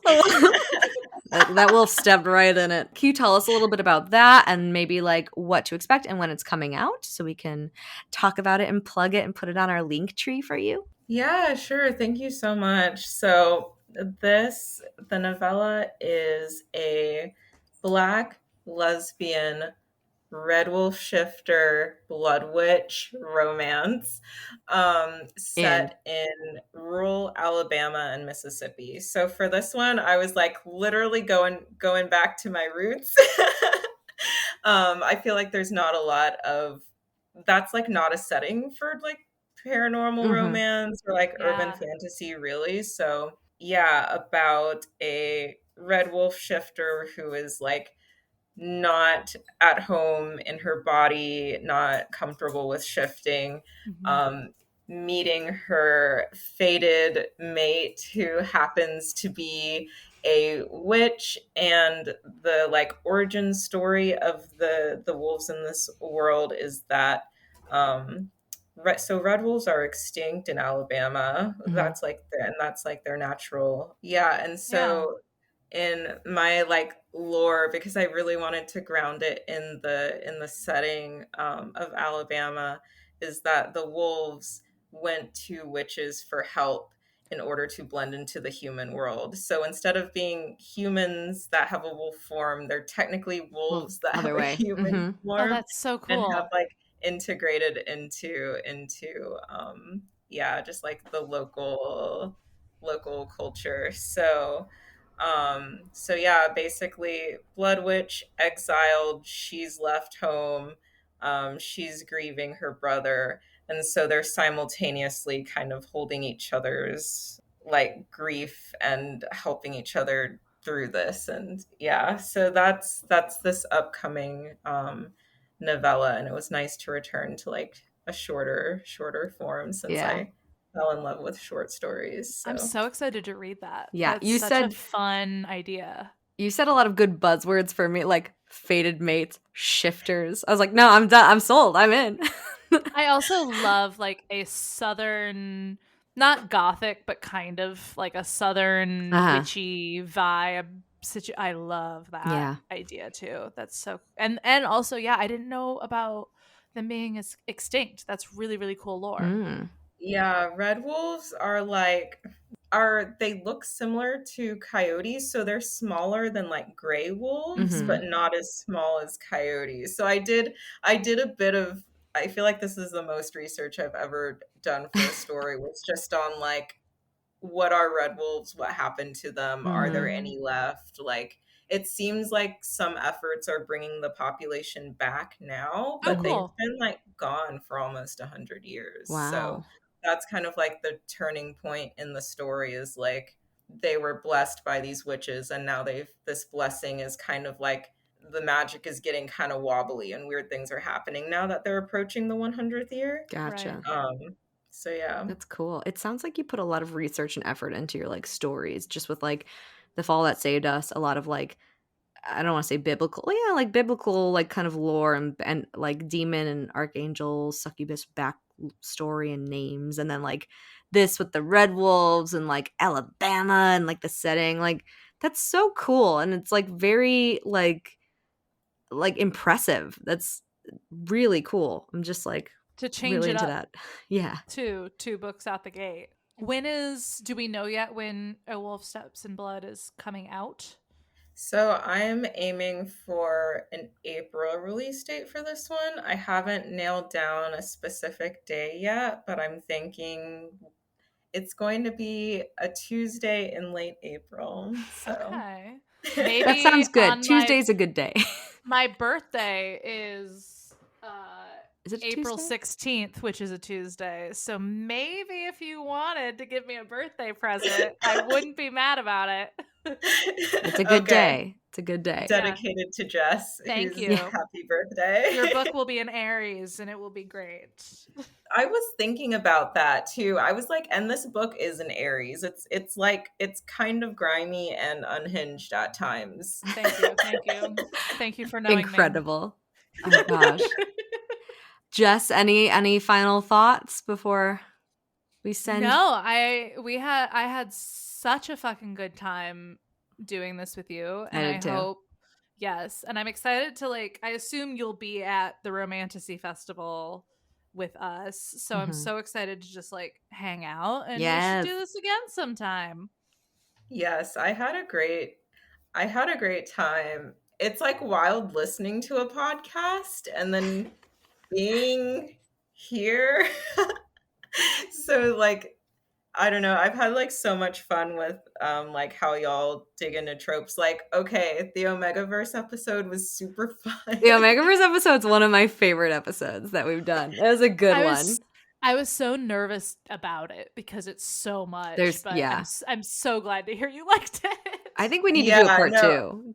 Yeah. I really liked it because I knew some of the Omegaverse stuff, but not all of it together. And so then seeing the examples in stories, I was like, okay, now it has all come together for me, the little bits that I've collected from my time on the internet. Yeah. We did Angels and Demons. That was fun. Thank you so much for being here with us. This was new friend Tamara. Yes. And I'm going to say that confidently. Rhymes with camera, new friend Tamara. Love it. This was an amazing way to spend an evening. I always up for chatting about stories, always up for chatting about fanfic and romance. So this was incredibly fun. So thank you for having me on. Thank you. Yes. Well, I can't wait to grab a drink with you in real life. This is gonna be so great. We're gonna go out. It'll be great. Yes, we are so near. I know. I've never lived in a city with people that I can meet. Welcome to Chicago. Yes. There's people here. Yeah, we people. But Well, with thank that- you. Yep, we're gonna end it with just being two raccoons. Wait, Talking about the best the best trash trash in in town. town. Bye. Bye. Femmes Reading Filth is hosted, produced, and edited by Emily Barusian and Jessica Mall. Intro music by Tom Lehrer. Outro music by David Reddick. You can follow us on Instagram, Facebook, and TikTok at Femmes Reading Filth. Thank you for listening. Bye. Bye.